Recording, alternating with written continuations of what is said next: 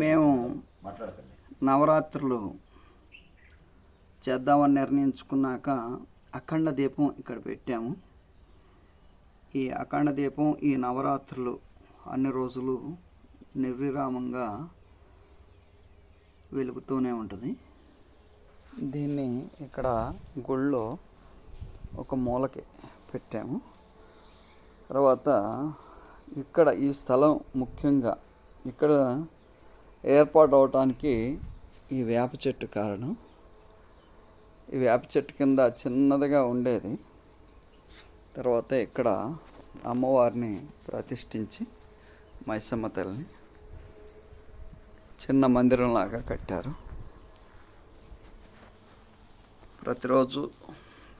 ప్రతిరోజు అభిషేకం జరుగుతూ ఉంటుంది అమ్మవారికి. అలాగే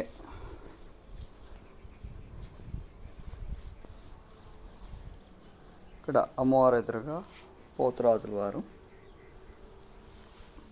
ఇక్కడ మేము ఏర్పాటు చేసుకున్న నవగ్రహ స్థాపన, అట్లాగే అంకురార్పణ, ఈ మూడు. ఈ కలశ స్థాపన, కలశానికి ఎడం ప్రక్కన గణపతి, కుడి పక్కన గౌరీదేవి.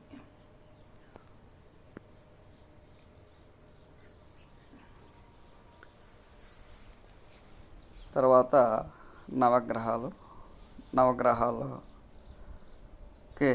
ప్రతిరూపంగా నవధాన్యాలను వేసి ప్రతిరోజు మేము చేస్తున్న పూజా ఫలం. ఇది 6వ రోజు. ఇవన్నీ కూడా మా పూజా ద్రవ్యాలు.